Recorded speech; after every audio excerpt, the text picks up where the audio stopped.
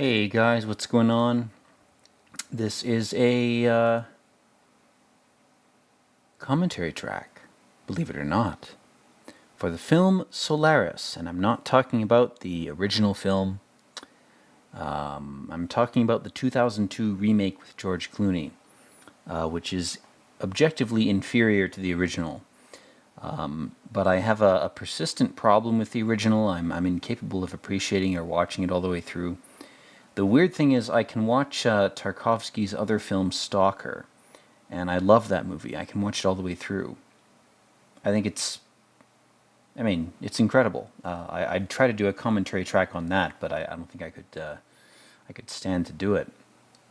But this version of this movie was my first exposure to Tarkovsky's material when I was very young.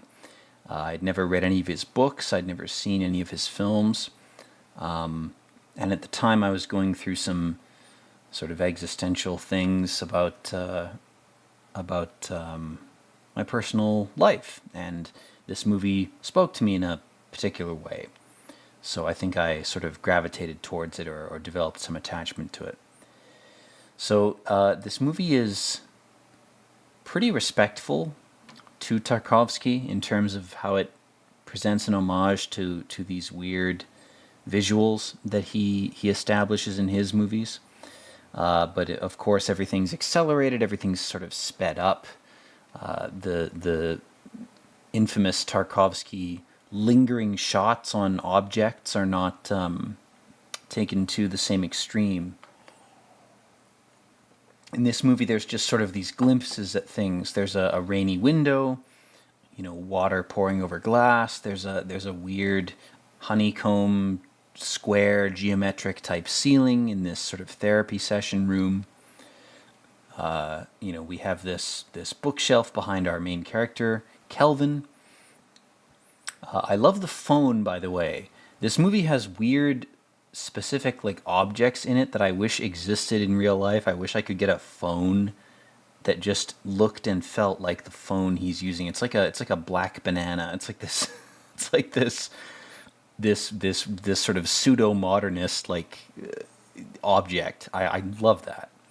I wish that was a real phone that you could buy. Maybe it is. Probably you can go on AliExpress these days and get it. But if China's economy collapses, then that won't be a reality for very long. And the other thing too that's interesting about this movie is this came out in 2002. And in the 2010s, there was a trend where people would wear these jackets that looked like they were made from recycled garbage bags. They had the same feel, they had the same thickness to their outer layer of waterproof whatever. They looked like they were made of recycled black garbage bags. And it was like a fashion trend for a while. It was like a popular thing. And when I see this movie's characters navigating their sort of grayed out Blade Runner cyberpunk type of reality, I always think of that. I always think, man, those fucking raincoats. Like that was already a thing, and then it passed out of the realm of a trend, And of course, here he cuts his finger while he's chopping vegetables. He's got this creepy sort of green apartment, very sort of body snatchers, communist vegetable kind of aesthetic to it. If you don't know, that was sort of a weird motif in these early science fiction films, at least the ones that were made in the States, that featured communism and tried to portray it as a type of virus or a type of vegetative fungus or some kind of weird thing that was infecting the minds of purely meat-eating, burger-eating capitalists. Which of course is an oversimplification, like most things are. Most things are not that simple. But anyway, here we have Jabarian's message, which is very creepily delivered by these two sort of agents that come to George Clooney's door, and they're like, we got this creepy message from your friend, and your social credit score depends upon you obeying our request to respond to it.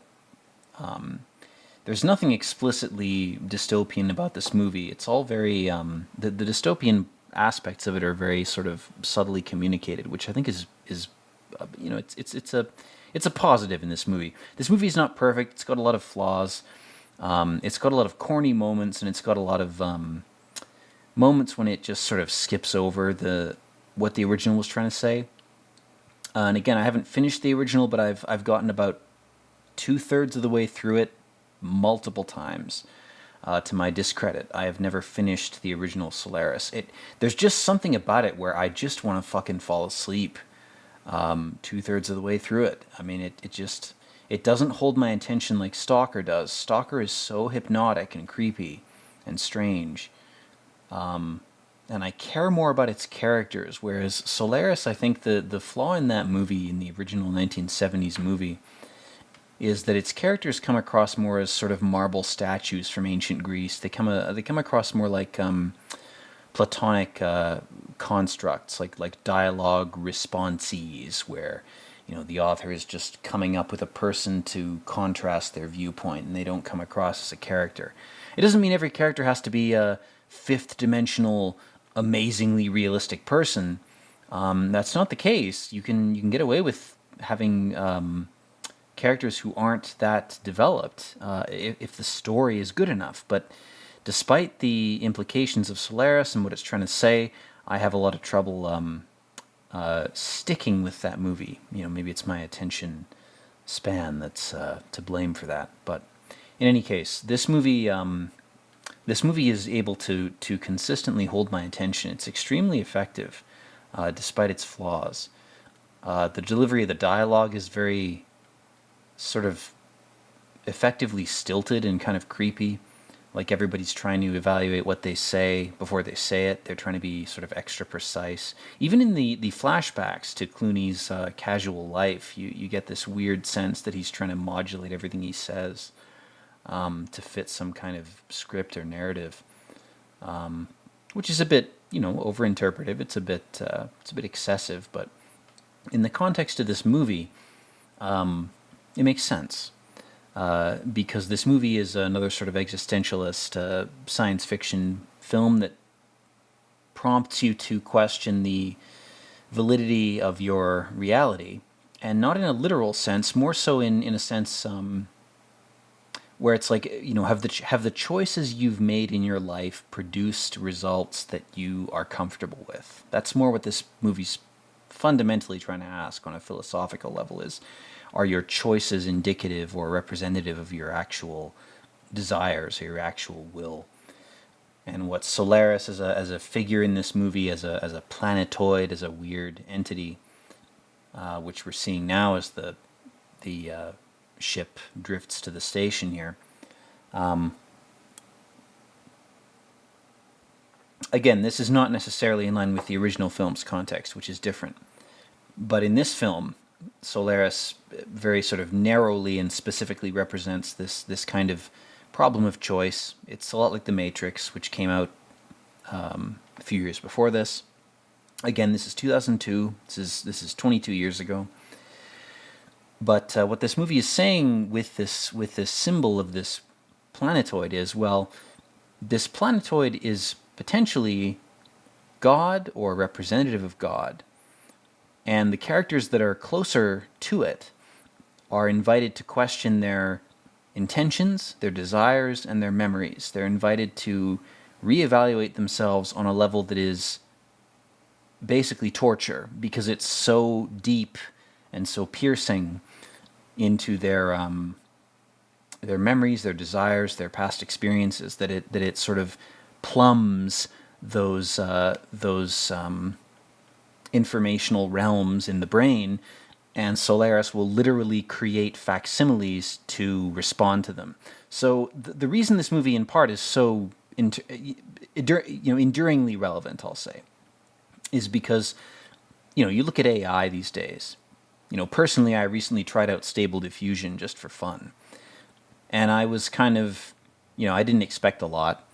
I wasn't familiar with a lot of the prompts, but the random images I wanted to make just to test the thing, just experimenting with different prompts was fascinating, because it's like, well, really what you're doing is you're trying to tell a machine what your memories are, and you're hoping the machine will be able to interpret what you're saying.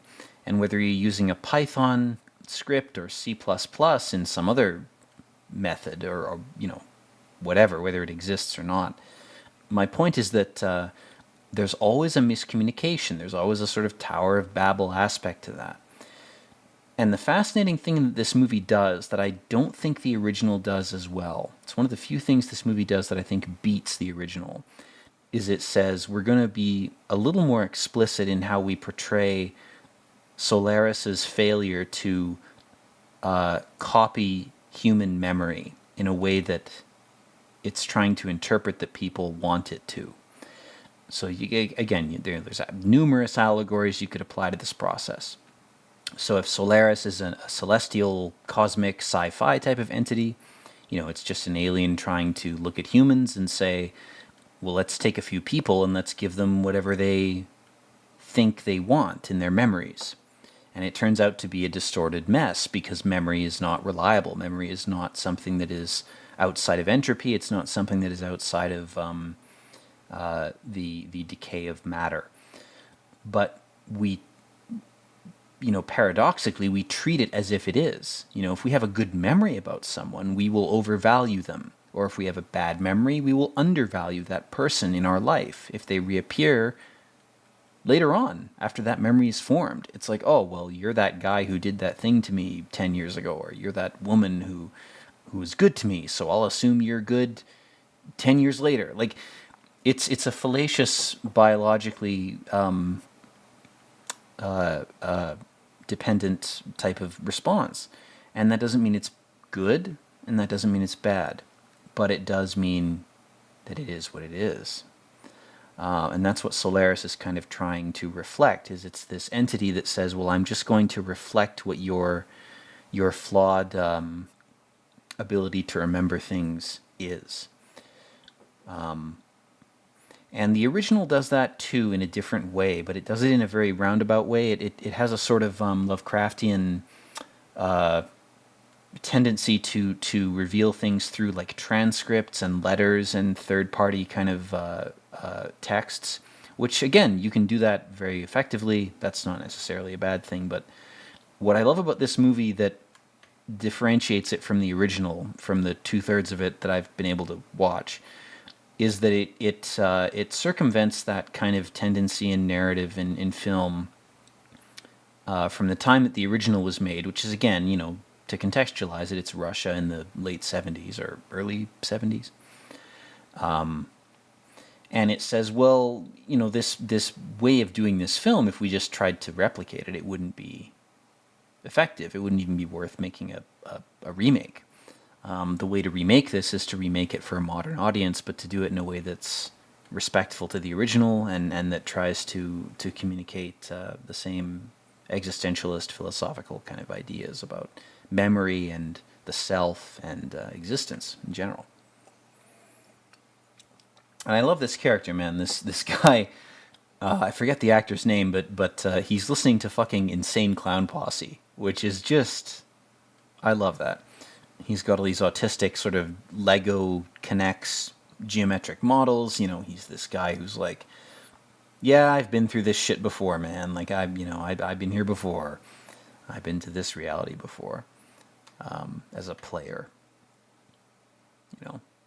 I'm playing a player in a play. I'm several levels deep just by being here. The real ones listening to this will understand that. But Clooney's he's sort of distraught. He's like, what the fuck is this station? He's interrogating him. Not really interrogating him. He's just like, I need some answers, man. Like, for my own mental state. And he's like, well, how did my friend Jabarian die? He's like, well, he was killed and I found him, And he's so like overly casual about things. Like it's like he's autistic. He doesn't know how to express stoicism or a somber attitude. Even if expressing that type of thing is, you could criticize it as being disingenuous. You could criticize it as being sociopathic or psychopathic. But we all do this every day. We all would wear different masks. I made the point in a previous video how you wouldn't talk to your grandma the same way you'd talk to your buddy at a bar.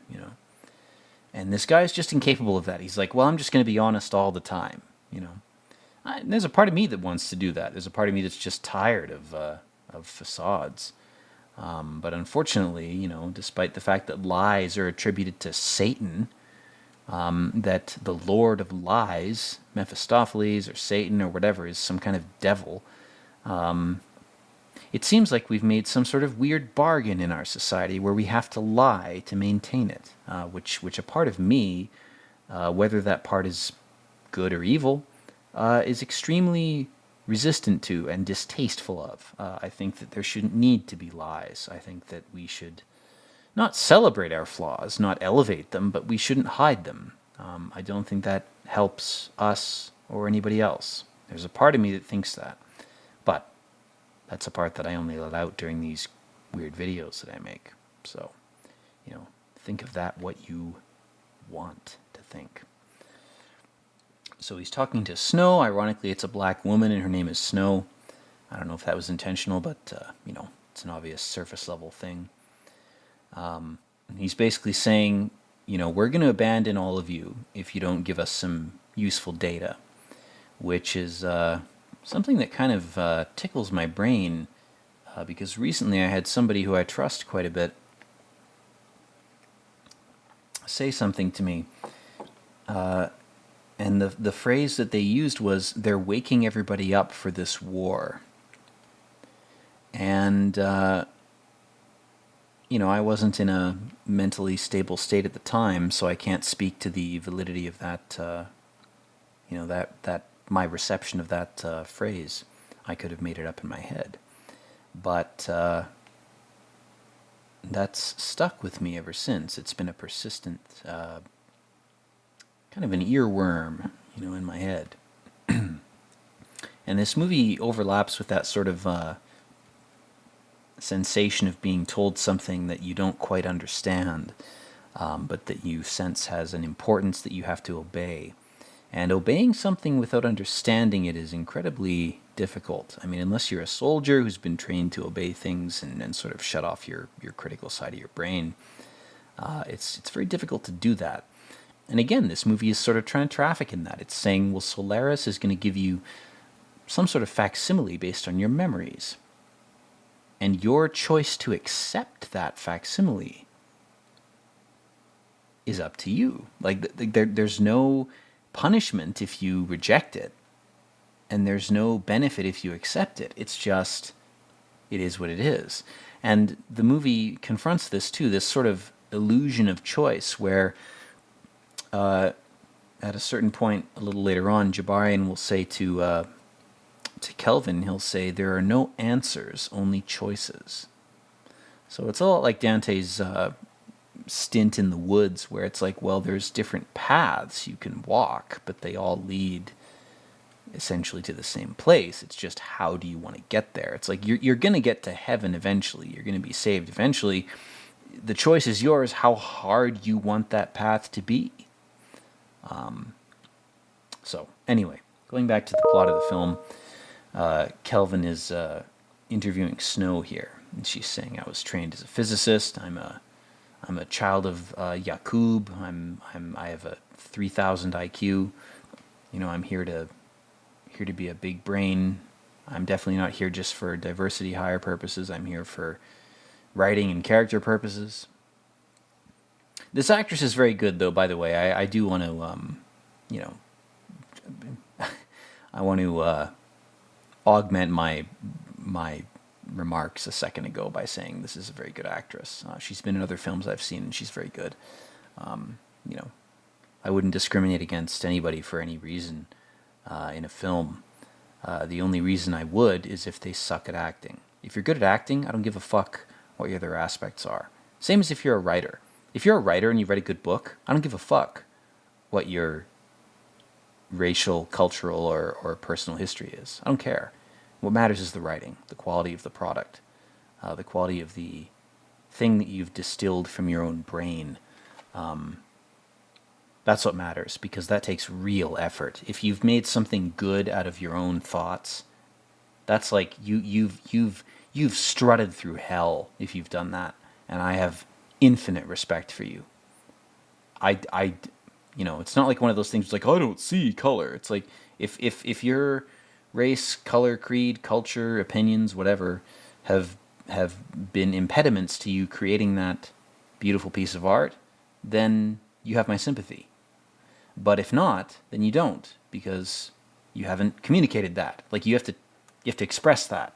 If people have said, in one way or another, in one medium or another, like, oh, my status as X, Y, or Z made it harder for me to make this, but I did it anyway. It's like, you have my respect.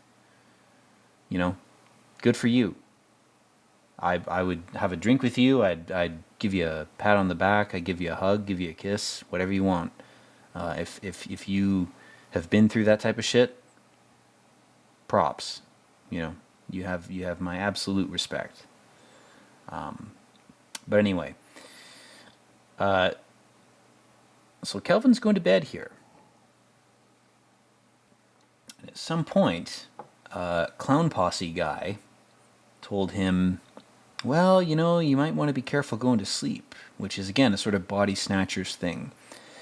Kelvin's apartment at the beginning of this movie had a green tone to it, and he's chopping vegetables, which is, I think, a subtle reference to particularly to the 1978 Body Snatchers film, which, again, it sort of associates vegetables with alien influence, which to the carnivore chads out there who eat only meat and their hair falls out and their teeth get bloody and they turn into vampires, oh, that's the way to live, then of course, you're going to be receptive to that, that type of opinion.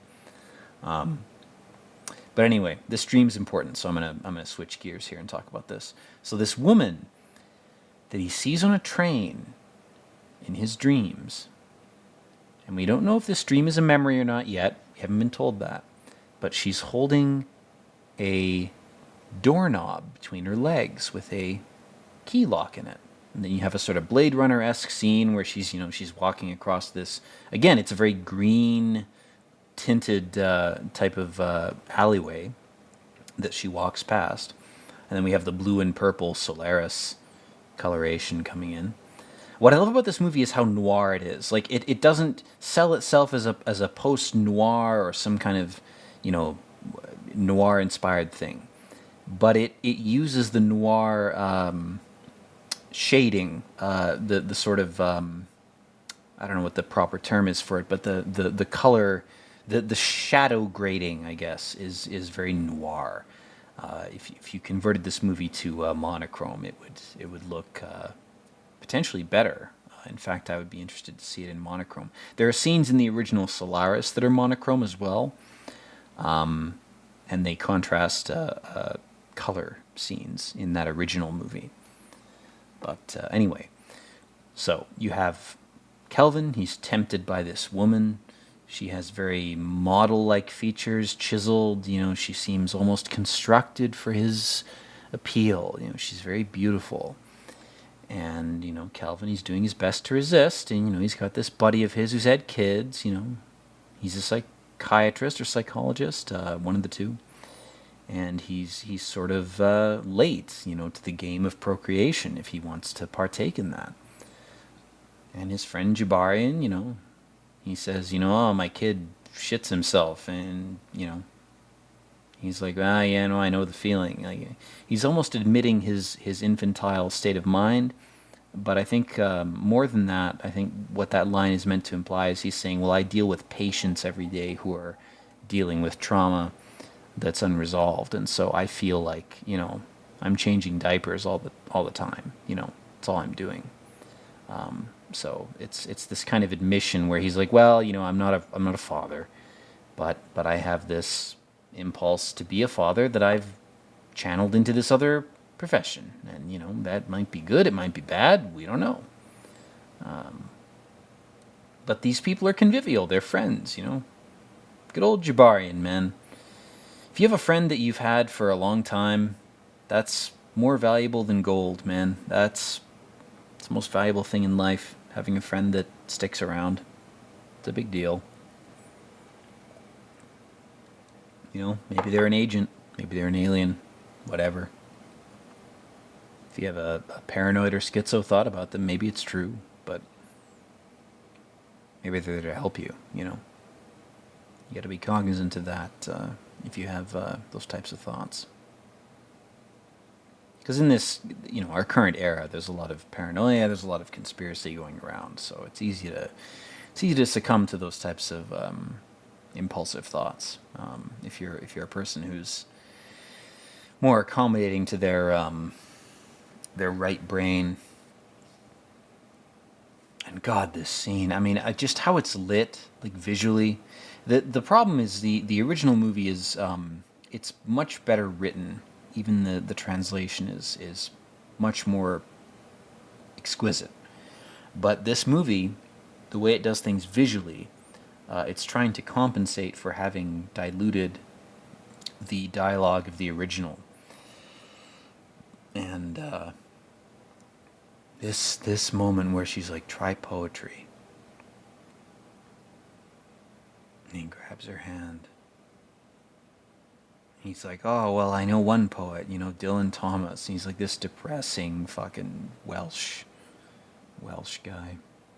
I love Dylan Thomas personally. That's part of the reason I love this movie.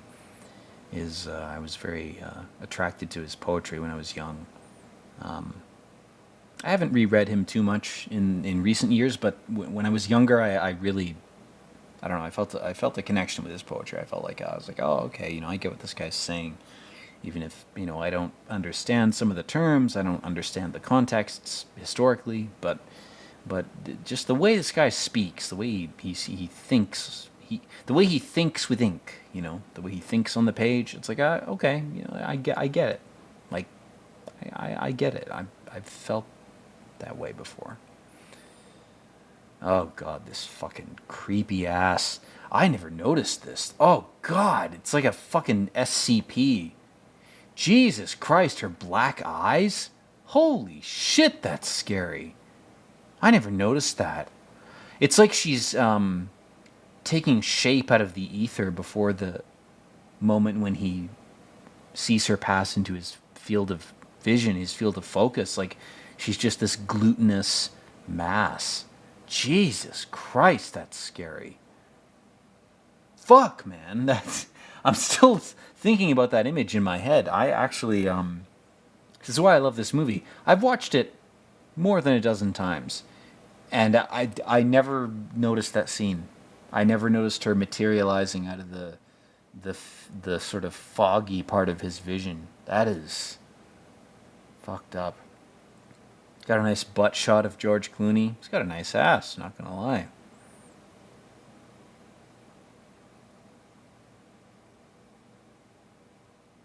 Got this sort of Hollywood mediated cyberpunk sex scene.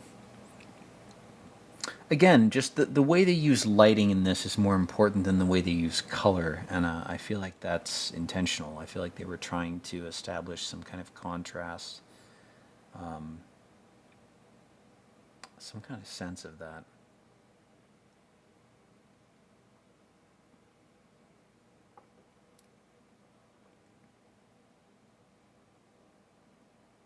They're bathed in warm light, like they're in a primeval cave, like they're two apes.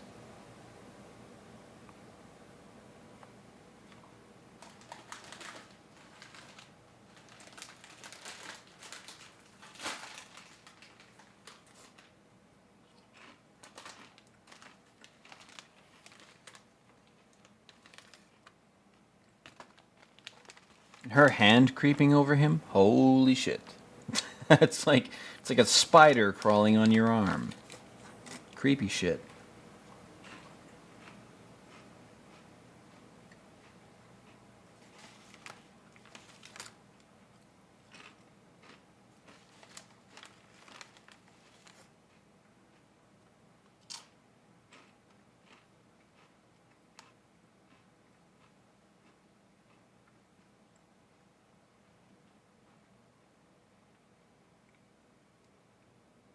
His emotion in this scene, his emoting is it's impressive.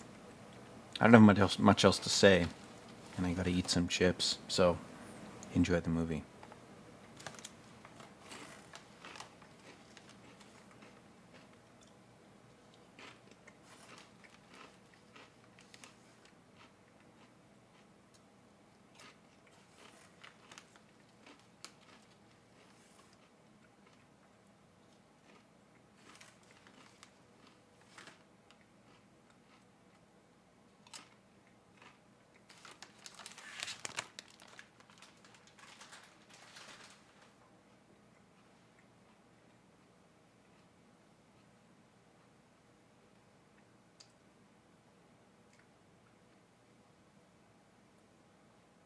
What's creeping me out, rather, about this scene is it's just like prompting an AI. Again, I just did some fucking around with Stable Diffusion just to see what it could do. And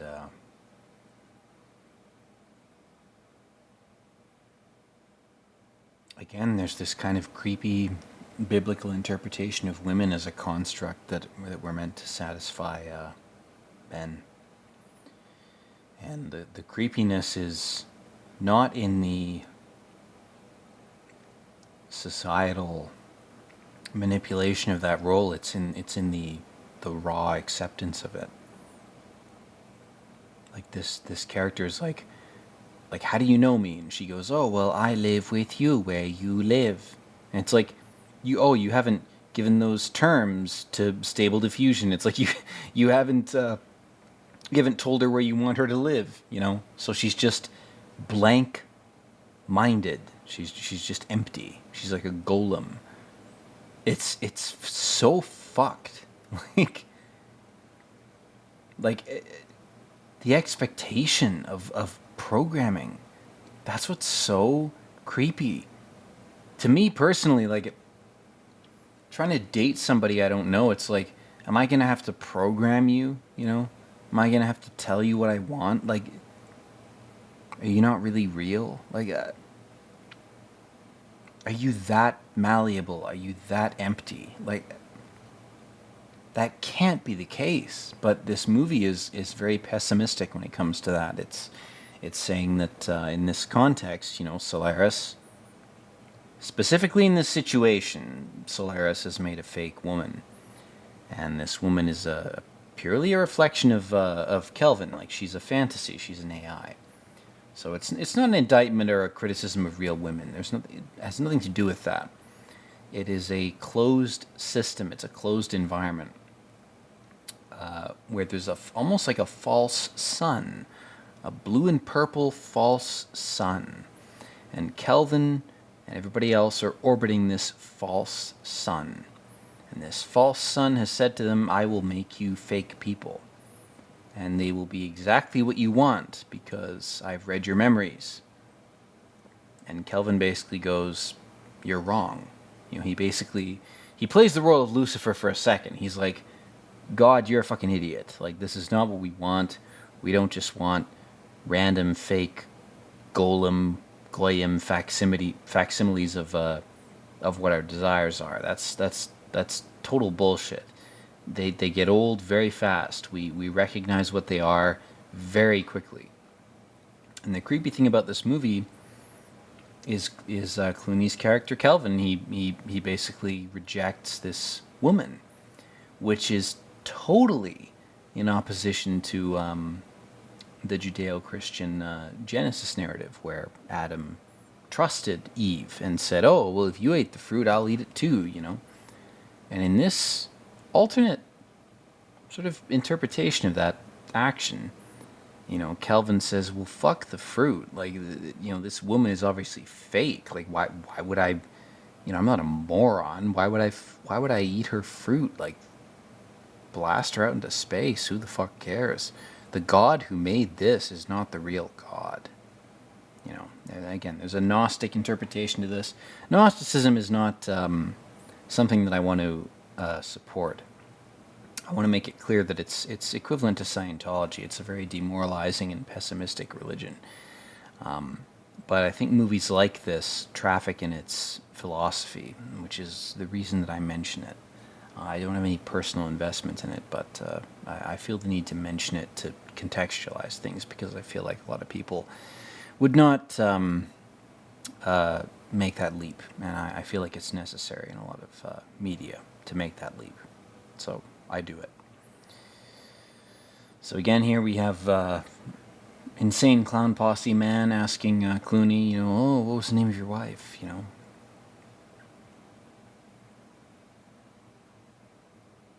Do you want her to come back? Do you want her to be resurrected as a fucking zombie, as a Golem 2.0? Oh, you didn't like the first fake woman we sent you?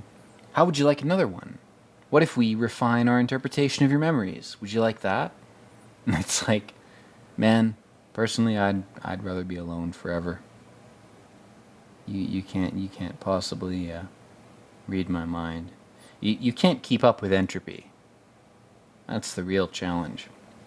If you could somehow outpace entropy and predict with perfect accuracy what I will want, that's a different thing. But Solaris is not capable of doing that. It has limitations. It can only draw from the past to influence the present. It can't, this creepy fucking orb of energy, whatever it is. It's only able to read your mind and predict what you will want in the immediate future. It's not able to predict what you'll want in the long term because it draws on your past memories.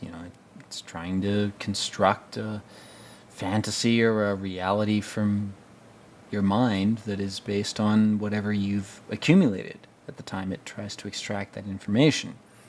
That seems to be the implication of this movie. This movie's eldritch, inhuman, creepy entity, which is Solaris.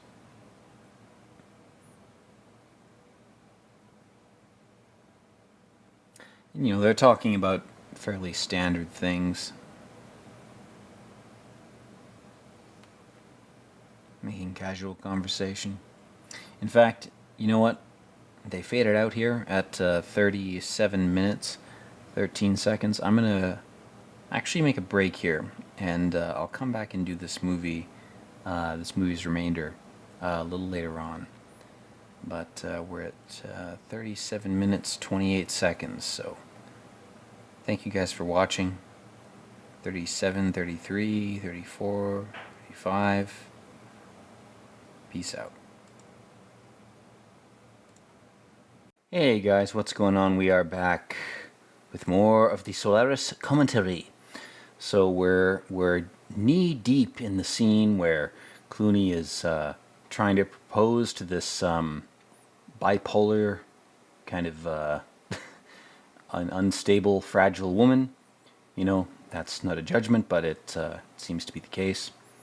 She's got some issues. He's trying to secure her as a wife. He thinks that his authority as a psychiatrist or some kind of therapist gives him the license to assume that he's able to handle her flaws effectively.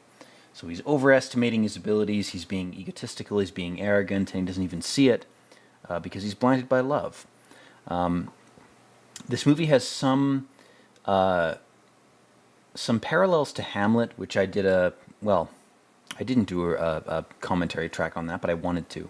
I may in the future. That's a long ass movie. The Kenneth Branagh adaptation of Hamlet. I would love to do a commentary on that, but it's going to take some time if I'm inclined to do that. But here they are again in their 2010s garbage bag raincoats, and he's successfully sort of manipulated her into admitting that she does want to get married to him, but she needs some conditions, like she needs some accommodations, which is completely fine. Everybody needs that. That's not unique. Doesn't mark him or her as off-putting. I love the scene where they're eating noodles naked, man. That is great. Another shot of George Clooney's ass. Harvey Weinstein commissioned this scene specifically. George Clooney gave him some favors, so Weinstein was like, hey, in the movie, you don't mind if we show your ass a bunch of times more than we show the naked woman, right? We don't mind if we show off the naked male body more than we do the female, right? And George Clooney was like, I don't care, I'm getting paid. Respect to him for enduring that. That is not an easy humiliation to endure. But anyway, his would-be wife, this model-esque woman with cheekbones so high that even though she's aged, they're maintaining a facade of artificial youthfulness, is admitting to Clooney, excuse me, that I had this weird relationship with my mother, and I had imaginary friends growing up, and it was very weird. That's not atypical. A movie that I really should do a review for, I really should commentate upon, is the movie Society from, I think it's 1985 or 88. That's a movie about familial weirdness, and also it's not sexualized. It's not about the surface level stuff that it's trying to shock you with. It's about the underlying message, which is that the upper echelons of society are incestuous in the sense that they exist in a network of favors. Oh, no one's ever existed in that state before. That's never been a thing. You know, I'm compelled to play devil's advocate and contradict the message of that movie I just described by saying that that's not a new thing. It's not, but the way the movie portrays it is kind of shocking. In the same way that this movie portrays relationships in a way that is, it's truthful, but it's shocking. I think in part, in order to communicate its truths, it has to default to being shocking. It can't be straight-faced about it, which is a common theme, or it seems to be a common theme these days, in the modern era and beyond. For disseminating truth, you have to sort of either hyperbolize it, or you have to hide it craftily in some kind of metaphorical maze that your viewers have to interpret. Which maybe that's fun for people. I mean, sure, fine. If that's fun for you, that's great. Good for you. But there are those of us who actually need to hear these truths very bluntly, and the only access we have to them is through these weird metaphorical mazes, or through these things that are telling us to them in surface level narratives that are very vicious and acidic, almost carnivorous, in their kind of brutality. Anyway, to divert from the diversions we've been on, to get off these tangents, we have Clooney and his AI wife, his fake wife, and she's saying, "I don't remember how I got here," which is a lot like being reincarnated. It's like, well, I don't remember how I came here. And Clooney is an older soul, in that reincarnation interpretation of things. He's saying, well, you're not supposed to remember, He's trying to tell her that in so many words without actually telling her. And I love his expression here, his facial expression at about 42 minutes in, where he has this stern facial expression mingled with sympathy. It's like his sternness or his stoicism is competing with his sympathy, and he's trying to figure out how much he can explain based on how naive this construct is. Very fascinating scene based on the facial expressions of the characters. And she's trying to remember.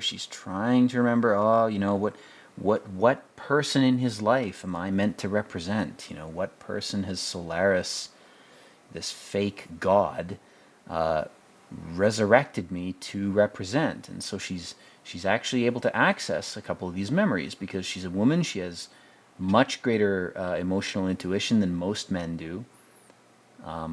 So she's using that intuition to remember these memories, to hack Solaris's reality and Solaris's intent to obscure her memories, and she's able to do so.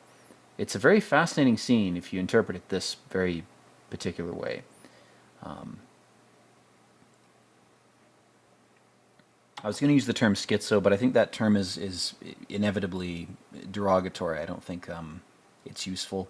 If you're an intelligent person and you're trying to convey weird opinions, don't use that term, and don't use the term conspiracy theory. The less you use these terms, the more they will atrophy, because they're not being used, and I think for the most part they're used to deride or delegitimize what you're saying.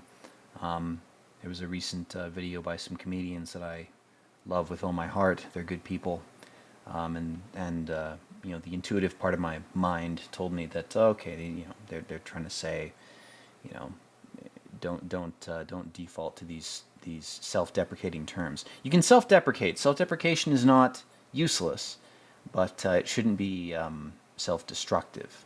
There's a very, very thin line between self-deprecation, which is meant to diminish your ego for the benefit of your logical side of your mind, and self-destruction, which is just meant to sabotage your intent and give your body and your soul over to sloth and parasitism. So anyway, again, going off these rapid tangents we've been on back to the scene, they're having a conversation about God, and she's trying to engage in the conversation. She actually wants to give her opinion. And Clooney and his asshole pseudo-intellectual friends are basically mansplaining to her. I hate that term. I think it's an oversimplification, but you know what? A lot of terms we apply to women as men, they come across as equally offensive. So you know what? It's fair that women have invented a term to counter that. That's completely fair. In the spell-casting exchange of reality between genders, it's completely fair. In fact, welcome, I think, that women have interpreted the whole exchange enough to be like, well, you're just mansplaining me. And it's like, fuck, that's a good term. That pisses me off. Like, good for you. You've pissed me off linguistically in a new way as a man. That's almost what most competitive men will want. But basically, she's saying, your friends were diminishing my ability to speak. They were diminishing my ability to contribute to the conversation and to enrich the whole conversation potentially with my opinions by being on your side by default. And it ties into the whole negative aspect of the relationship between these two characters, between Clooney and his wife. And to my discredit, I again, potentially misogynistically, I can't remember the name of the actress who plays this character. So interpret that, as brutally as you'd like. But the point is that the relationship between these two characters in the narrative is contingent upon Clooney feeling like he has power over this woman. And that's an unpopular thing to say. It's associated with leftist pseudo-psychological interpretations of heteronormative relationships. But I don't think that invalidates it. I think it, at worst, taints it with a contemporary political veneer that is very flawed. But that interpretation of men and women as different beings goes way back. It goes back to Jungianism, which is an extremely resilient way of interpreting your role in your life in a gendered sense. And I think Jungianism was the last time we had something concretely valid. And there was so much social upheaval around the same time Jungianism was gaining popularity that it kind of got thrown out like the baby with the bathwater. And Jung is not perfect. Who is, right? It's like Blade Runner. Pity she won't live, but who does? Pity she's not perfect, but who is, right? Jungian psychology, when it comes to gender and any relationship, is very useful to look into. It's not a perfect truth. It's not a utopia. It's not a total explanation for everything. But the mistake we make, I think, as people, let alone as academics, is we look at some sort of theory or some sort of narrative and we say, well, this is the ultimate truth. And it's like, well, no, it has pieces of the truth, probably. It might be total bullshit. It might have no shards of the soul of the truth in it. But it probably has a few pieces. And in this story, in this context, Clooney is so ironically dependent on his authoritative role, his powerful role as a prescriber of mental disorders, as a psychiatrist or a psychologist. I get those terms confused, so forgive me for that. But in any case, this character Clooney is playing is so dependent on that his vision, his sight, his third eye, his epic psychic awareness is obscured by a byproduct of his physical body, which is the ego, which is the primal urge to be powerful, the primal urge to dominate, the primal urge to be above other males competing, the primal urge to be above the woman, who is the submissive acceptor of his cum. And, the irony again, there's another level of irony here where they're on a fucking space station in this in this story, and they're all still falling prey to their primal instincts. And if you want to interpret Solaris a little more benignly, as an actual agent of God, as opposed to a fake one. Solaris is actually probing humanity and going, well, how fucked up are these archons that I've sent here? How fucked up are these agents, these people, these entities, by their physical bodies? And well, it turns out they're pretty fucked up. Like it turns out we're having a struggle. Like we're having a hard time here, in any and every era. And in this scene here, at about 50 minutes in, we have this very significant linchpin scene. There's a lot of red lighting, which indicates conflict, hunger, carnivorous attitudes, animal impulses. Clooney is losing his cool. He's supposed to be the therapist, and he's now fallen prey to his desire to mingle his therapeutic profession with his personal life. This woman has had an abortion without him knowing, which is not a small thing. That's a big fucking deal. Whether you're the woman or the man, if you're the woman and you did that and you didn't tell your partner, that's heinous. That is not quite murderous, but again, I don't want to get political. I don't believe in any particular interpretation of this, but just on a personal level, like if you as a listener or a viewer, whoever you are, can suspend your political beliefs for a moment and your associations with larger communities, and just look at this as a relationship between two people, which is what the movie's inviting you to do, maybe to get outside of your prejudices and your preconceptions. If you can maybe look at it that way for just an instant, the movie is just talking about these two people, and there's a betrayal of trust that goes on, where Clooney didn't communicate effectively to his wife how much he wanted kids, and this woman did not communicate to him how insecure she was about the process. So there's a mutual miscommunication, which is a trope that's been in plays that we humans have put on for thousands of years. The worst kind of folly that occurs outside of like open warfare is miscommunication. It's the Tower of Babel problem. It's where we all have our own internal narrative that is true to us, and either we communicate it to others however we can, or we don't. And despite our attempts to do so, oftentimes we do our best and people still don't understand us. Oftentimes we're trying to hide something and people find it out anyway. But the worst case scenario occurs when you have two partners in a two-person relationship and they're both trying to be harmonious with each other, but they both have flaws that are too great for the relationship to suffer. They're dishonest, whether they're withholding information or they're providing false information. It doesn't matter which. In either case, things fall apart.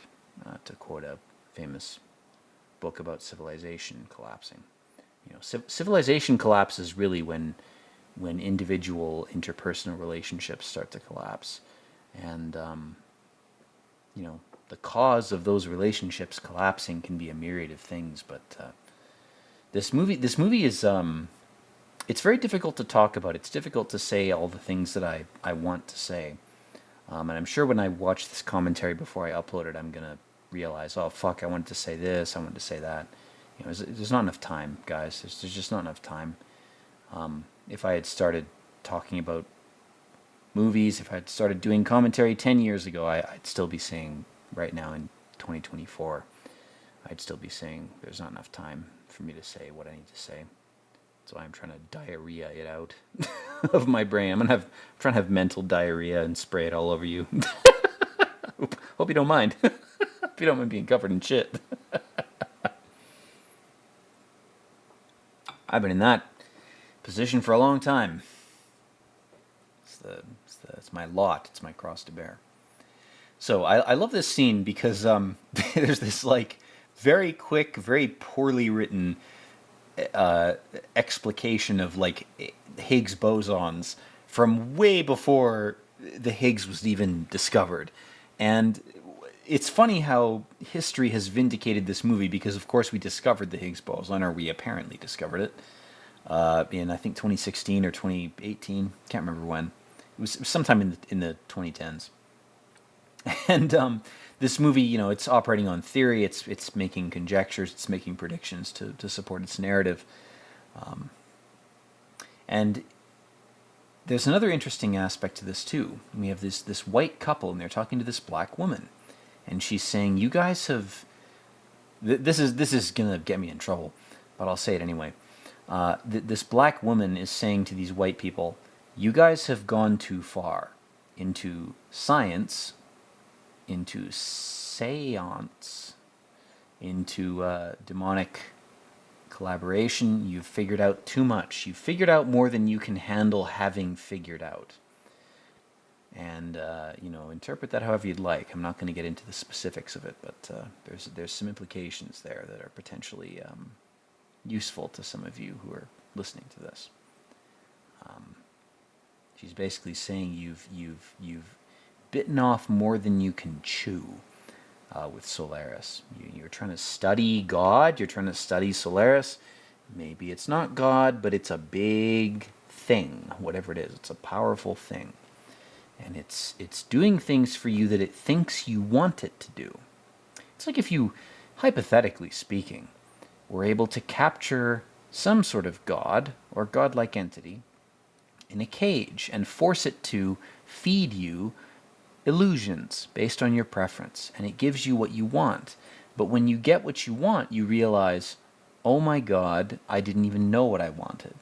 Or, oh my God, I got what I wanted, and I'm now deeper in hell from my perspective than I thought I would be.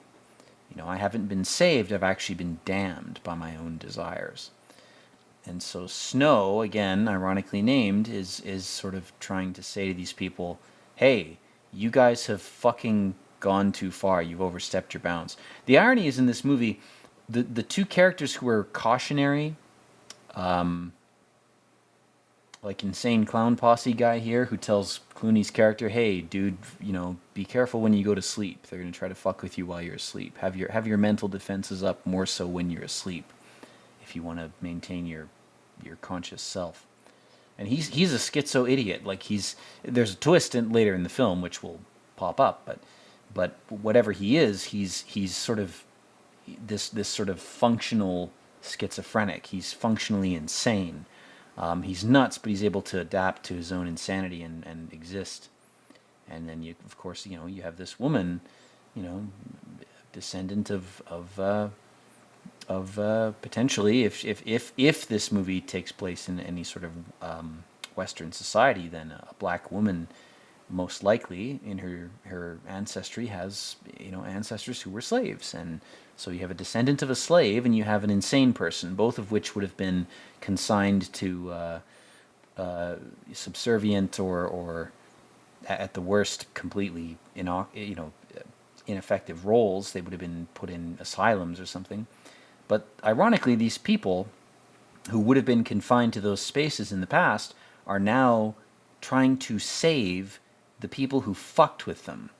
They're still sympathetic enough to Clooney and his fake wife that they're saying, bro, you've gone too far. Dial it the fuck back. This woman is not real. She's fake. You need to open your fucking eyes. And you may have tortured us or our ancestors or both. Despite that, we pity you so much that we're still trying to help you. And you're not listening.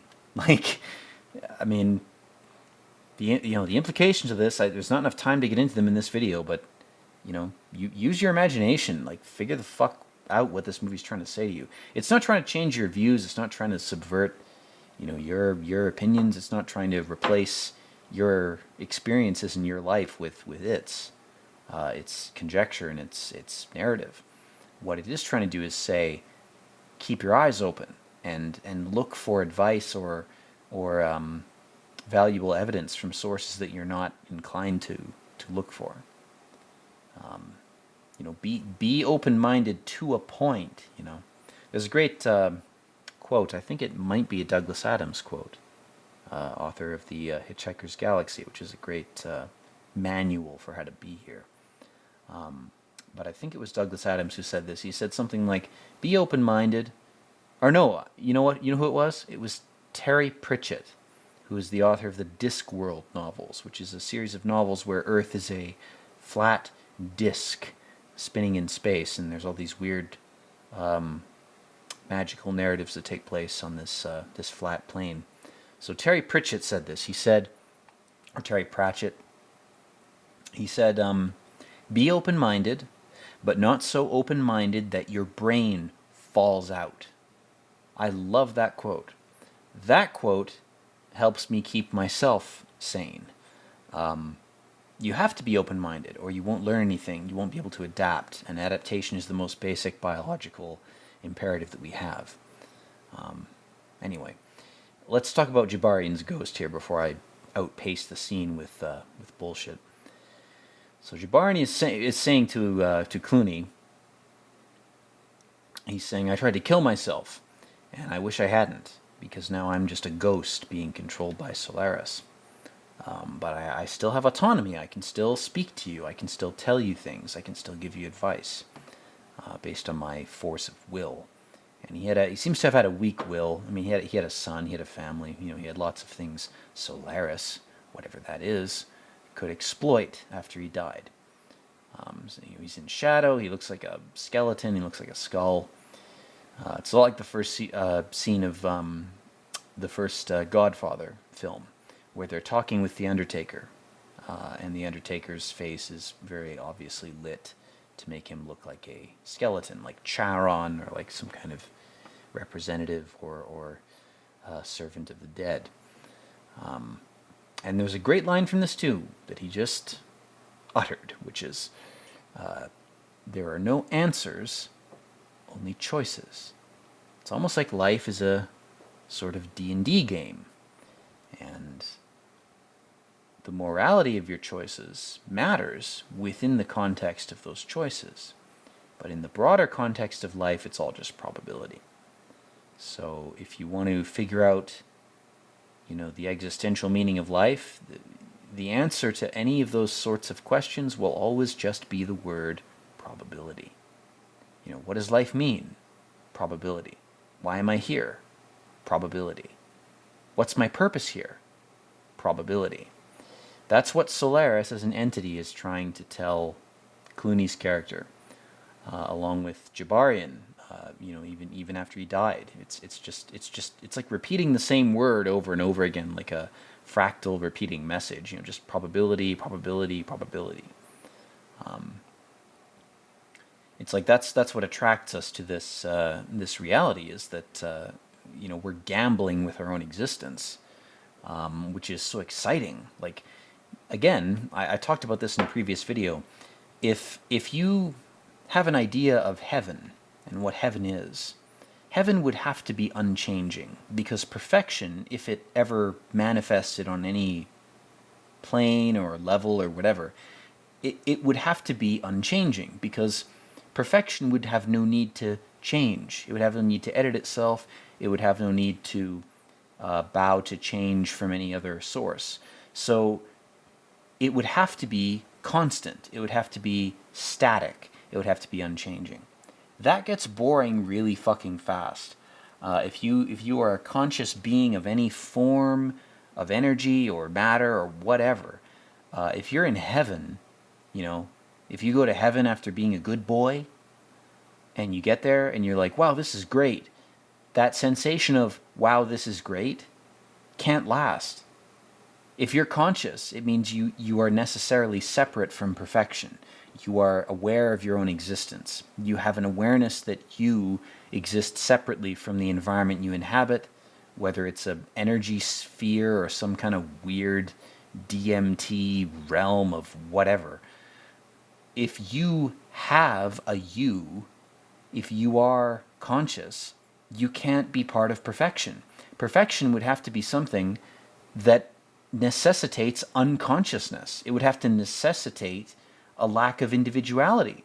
It would be some kind of terminal communism in a celestial space, because if you have a sense of self, if you have a sense of autonomy and choice, then you can't be part of perfection. Choice is incompatible with perfection. This is the same thing that the Matrix said In the second Matrix movie, the Matrix Revolutions, I think it was, whatever the second movie was. Basically, the architect, the engineer of the virtual reality that we're all in, tells Neo, well, the problem is that you guys all want choice. And choice means we have to have evil. Like, you can't have evil at all unless you can choose the wrong choice. Like, this whole movie is trafficking in this type of existentialist narrative. And the creepy thing about this scene where she's resurrected is Clooney chose to have her back here.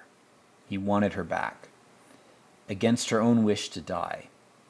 And it's an allegory for, holy shit, I'm back here again, because heaven was still too boring for me. Heaven was still too perfect. So I've chosen to reincarnate here.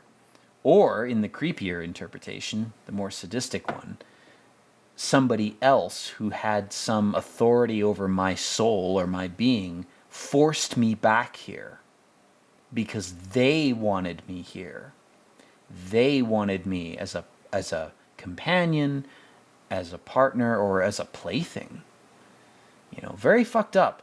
The idea that reincarnation isn't mediated by a godlike force, it's mediated by other players of the same game of reality that we're all in, that's terrifying. That's horrifying that somebody else could force you to be back here against your own will. Someone could rip you out of heaven against your consent, in the throes of your lack of consent, and say, yeah, I want you back here. Like, that's insane. It would mean that hell has more power than heaven. It would mean that choice has more power than heaven. And again, I'm using these terms metaphorically. I'm not using them literally. I'm not some kind of religious schizo freak. I don't believe any of this to be legitimately or literally true. I want to make that very clear. I haven't fallen into that trap. I never will. But this movie is trying to invoke those types of thoughts in its viewers. It is trying to prompt you, if you have half a brain, to think about these things. This woman, this false Eve, is saying, you've remembered me wrong. And that's what makes this movie stick in my brain, is it's like, if you have, this is the real life allegory, right? If you have a past relationship that you've been unable to exercise from your brain, that had an impact on your sense of self and your feelings about how competent you are at forming relationships in general, if you're unable to purge yourself of that association, then every subsequent relationship will become a hellish, flawed echo of that attempt at a relationship, or that stymied or failed attempt, whatever it might be. The point is that you're obsessed with some early attempt at a relationship in your life that failed. And every single one of your subsequent relationships will be a dark echo of that, a shadow of it, in a Jungian sense. That's what this movie is saying.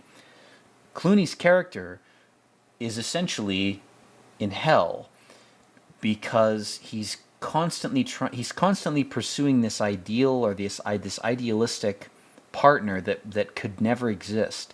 And he's basically sold his soul to the devil, aka Solaris. Solaris is Satan in this story, I think. This seeming god, this energy orb, this fake planetoid sun thing. And it's saying, well, if you want, I'll give you what you want. And Clooney goes, well, this is what I want.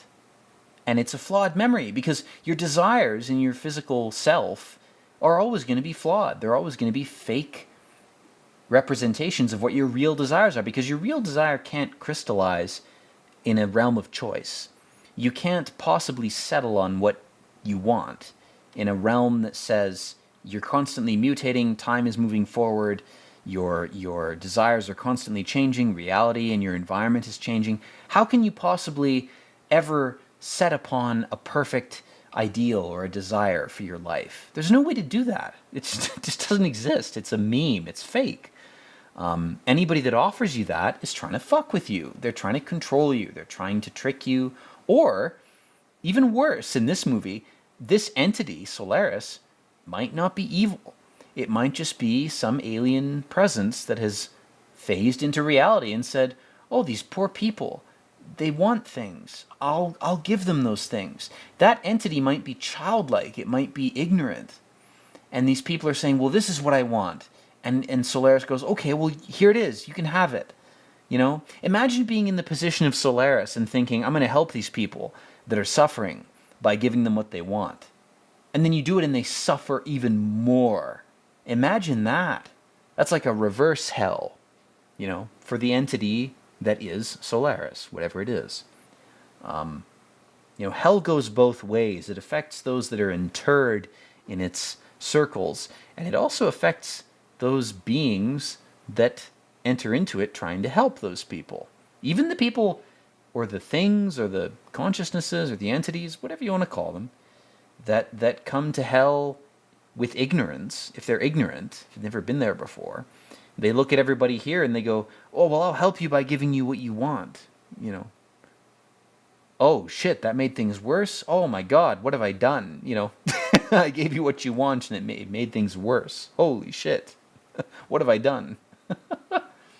So it's not sympathy for the devil that you need to cultivate when you're watching this movie. It's sympathy for the other, the weird alien that comes into this situation and goes, what the fuck is this, you know?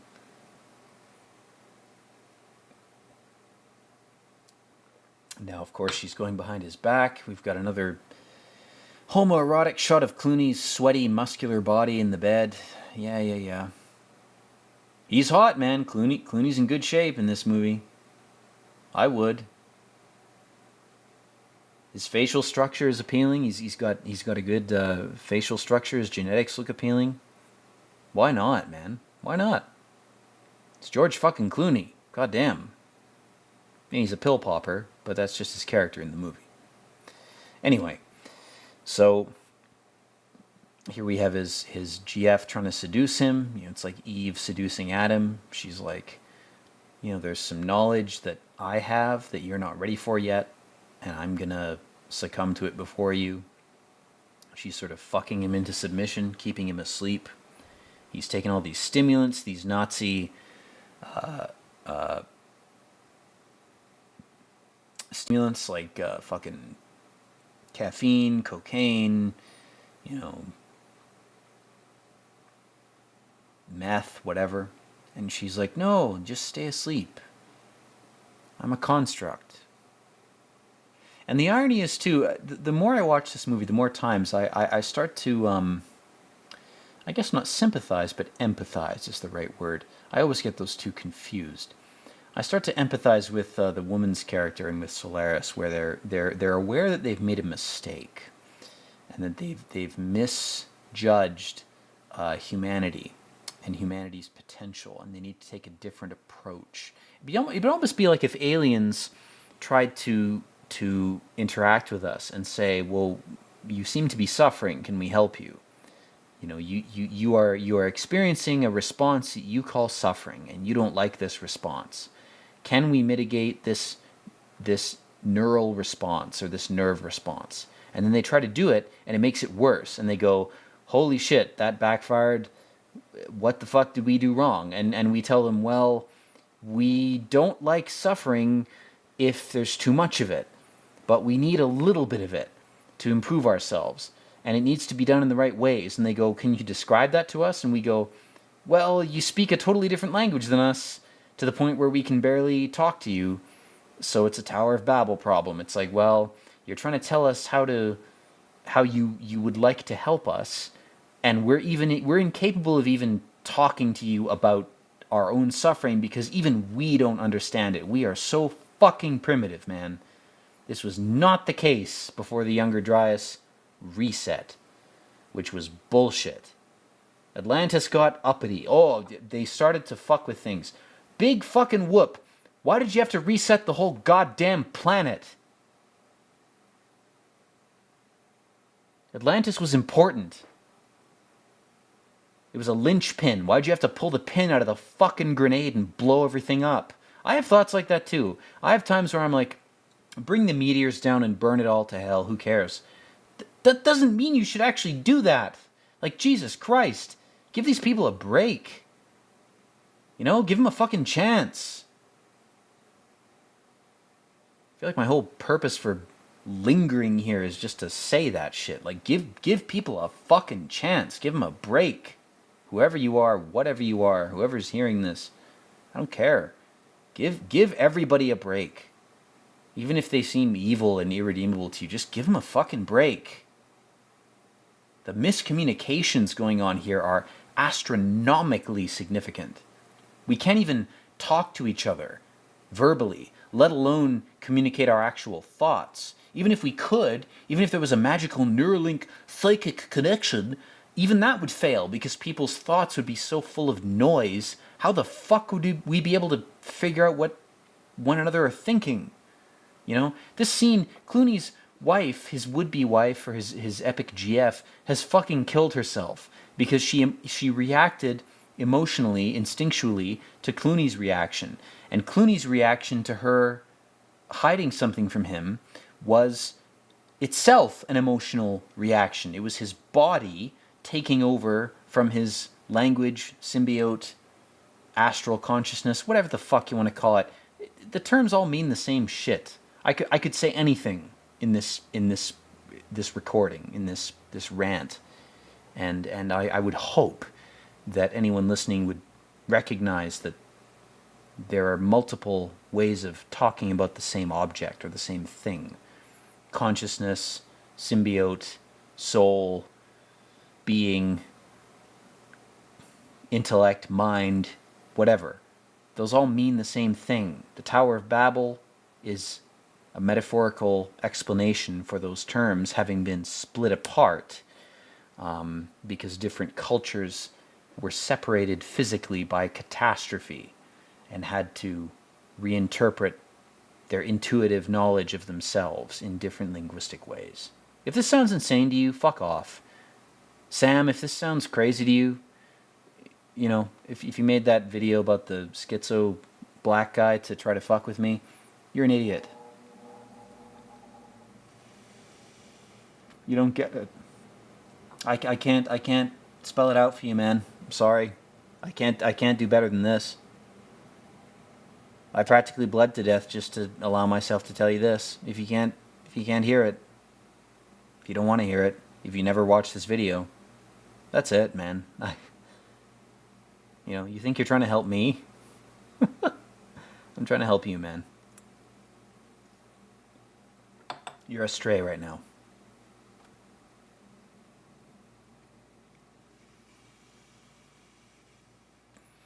Okay, so here, anyway, schizo shit aside, guys, back to the epic comedy video. Clooney's character is pissed off at Snow because Snow has said, bro, you're overstepping your bounds. It's not that you're stupid. It's not that you're, it's not that you're wrong. Your ambition has overstepped your ability, and you've wandered into territory that you're temporarily incapable of coping with. There's no technology and no social mechanisms that are able to cope with what you're trying to fuck with. You're trying to fuck with Solaris. You're trying to capture Solaris, really, whatever that is. God, Satan, an alien, whatever it is. You can't do it. It doesn't even know how to interact with you. And you're like, let's take advantage of it. Like, the premise of this is so absurd that literally some post-NASA company was trying to be like, can we use Solaris as astral real estate? Like, they were trying to live in its orbit. That's how dumb the people of 2140 or whatever, whenever the fuck this takes place. That's how stupid they are. Like, can we live next to it because it makes light, and light is warm and gives us energy. That means we could live near it. That's how retarded you are.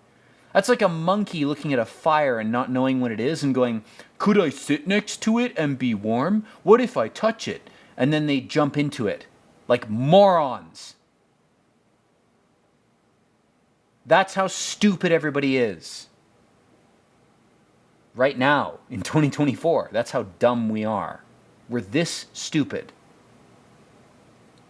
Open your fucking eyes. Rip them open if you have to. Tear them open. Stretch them open. Whatever it fucking takes. Jesus Christ. The Taurus meteors could hit us. This is not a fake warning. This is not bullshit. All the other shit you're seeing on the news is bullshit. It's conditioning. You know, keep your mask on. Stay inside. Go underground if we tell you to go underground. Nukes were faked to cover up the Taurid meteors. If you haven't figured that out already in your fucking Cro-Magnon idiot retard moron brain. The Taurid meteors are the actual threat. Everything else is horse shit meant to condition you. Even if you retreat underground to some cave system, that may not be enough. You might be extinct. Like the dinosaurs, there might be no way to save you. If you can't communicate with anyone or anything celestial, good or evil, bad or good, up or down, red or blue, white or black, any port in a fucking storm, talk to someone. That's what this movie's implying. It's implying that Solaris is trying to communicate with humanity and giving them everything they want. It's like, well, if I give you this fake person, you know, are you going to recognize my message that you guys are about to be obliterated? That Earth is a sphere? It is in space? You're about to be hit with some serious shit that's nearly obliterated you in the past?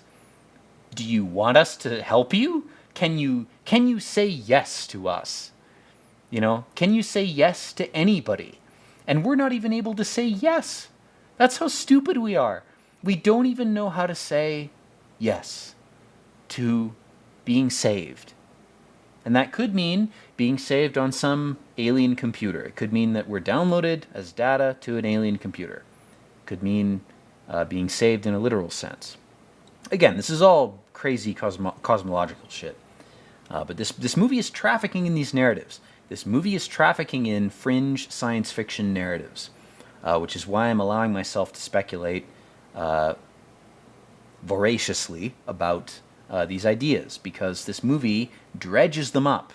Because every science fiction narrative that I've read that is similar to this comes to my mind when I watch this movie. And I think that's part of what makes this movie so interesting.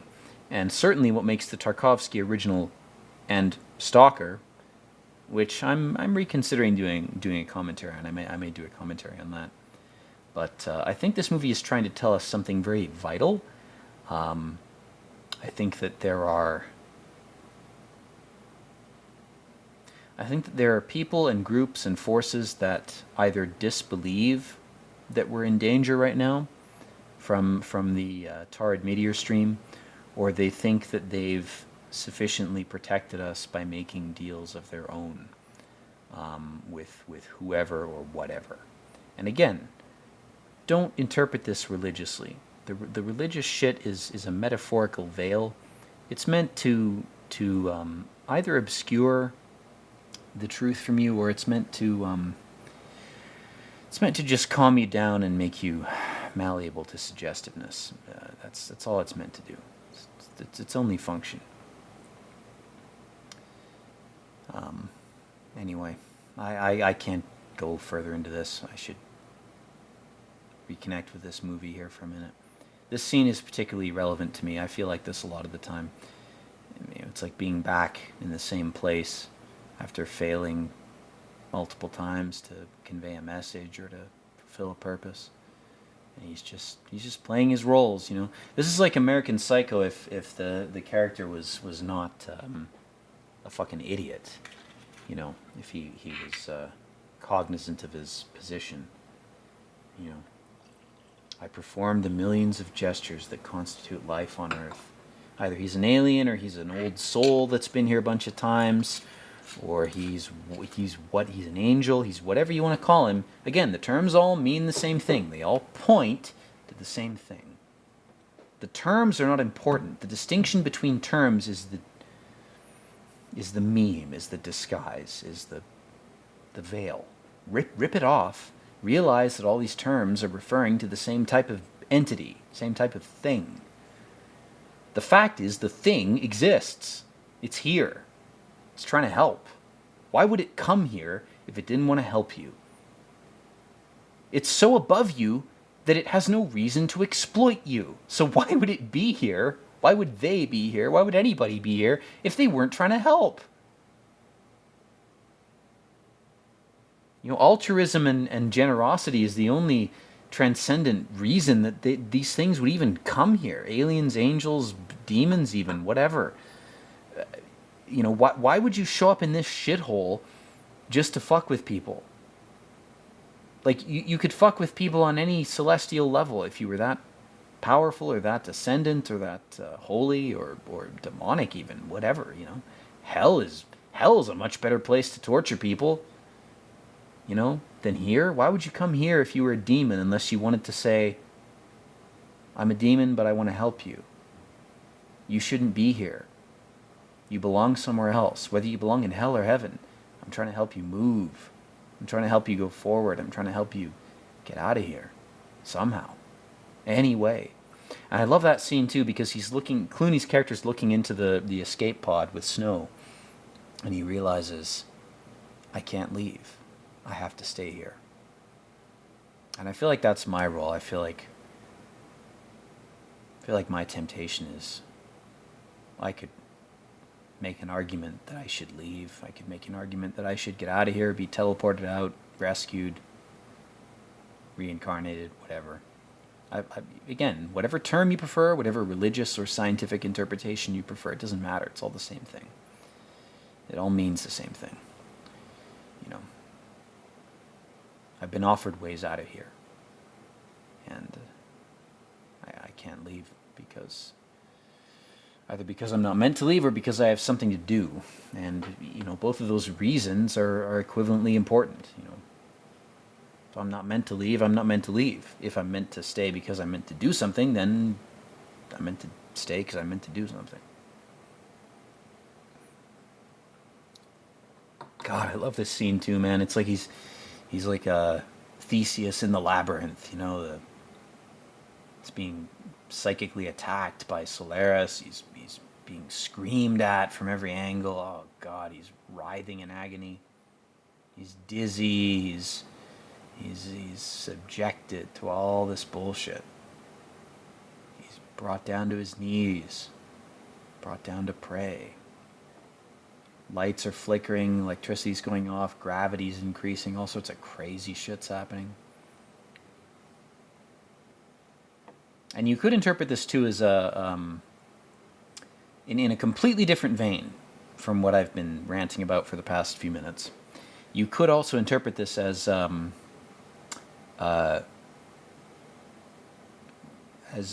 ancient Greek figure of it's not Odysseus. Fuck, who is it? Getting memory hold right now. It's the guy who wanted to pull his wife out of hell, whoever that is. I'm forgetting the name to my discredit. I apologize. It's the ancient Greek figure who tried to pull his wife out of hell and failed, and he was punished for it. He was sort of disassembled. But I don't think that's what this is trying to do, because we have this blue-eyed, blonde-haired child reaching for Clooney's character. We have this clear allegory of the Sistine Chapel ceiling going on, which is it's not Clooney's son, it's Jabarian's son. You know, it's his friend who died. So, you know, I guess there's if you want to be really cynical or pessimistic, there's a cuck interpretation where it's like, always somebody else's son is my own. But we have a tear falling out of his left eye. Maybe that's where they put the Baldur's Gate parasite in George Clooney's eye. Maybe they gave it to him in his left eye. Maybe he's got astigmatism in his left eye. That's where they put the parasite. Maybe that's the case. I don't know. That's just insane speculation. But again, we have him looking at this picture, which is a fake. It's a facsimile of a real person or a real memory. And he's hypnotized by it. He's obsessed with it. He drops the towel. You know, he cuts his hand and it heals instantly, almost like he's in a simulation. The kitchen is less green now. It's more yellow, which is kind of interesting.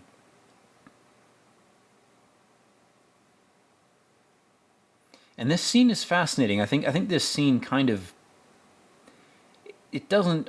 I've skipped to the end of the original Tarkovsky film and seen the scene that ends that movie, which is a numbing scene. It's insane.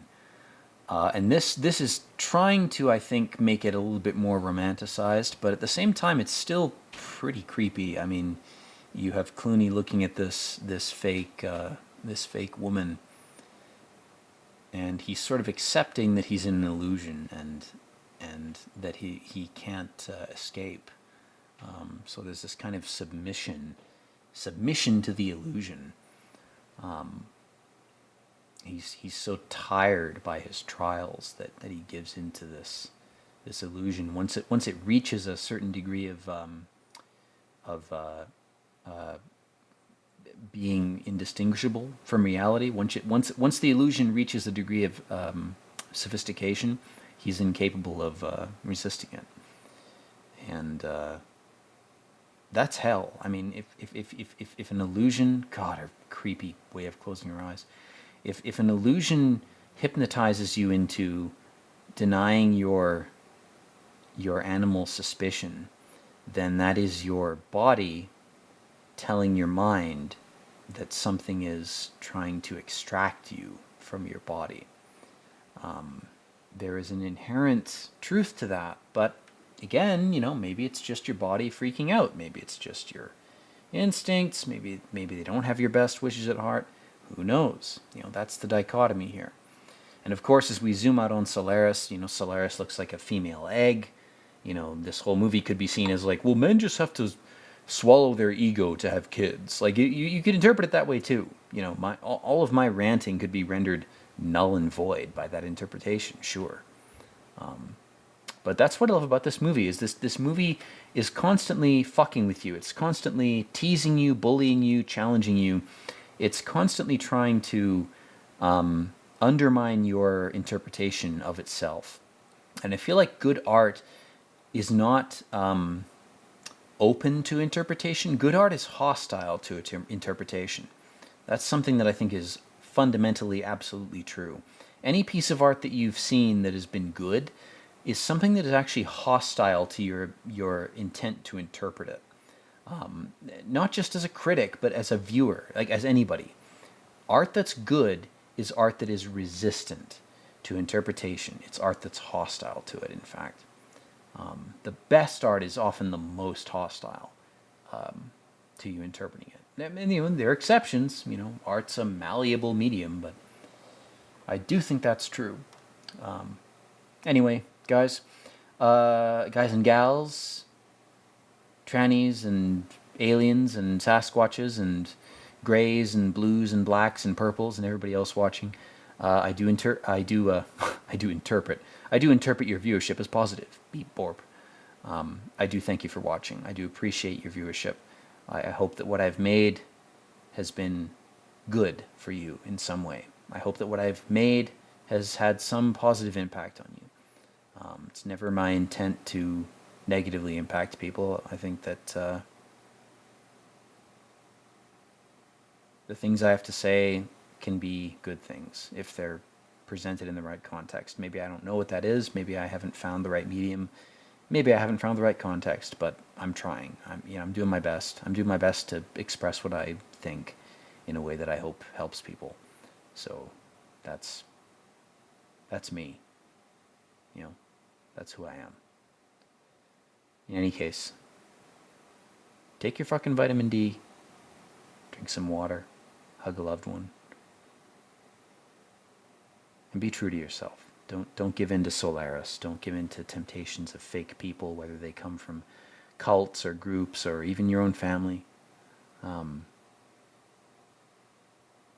It's worth being lonely as an individual for a while in order to figure out who you are. Figuring out who you are is the most important thing. You can do that with a group. Oftentimes that's the best way to do it, but it might not be. So don't be closed-minded to that. Figure out who you are, number one. Then move forward and answer other questions. That's the most important question, is who are you? Not what is my life's meaning, not what should I do, not what should my career be. Those are all ancillary questions. If you haven't answered who you are, figure it out. Anyway, guys, video's already ended, so I'm going to end my recording. Thanks again. I love you all. And peace out.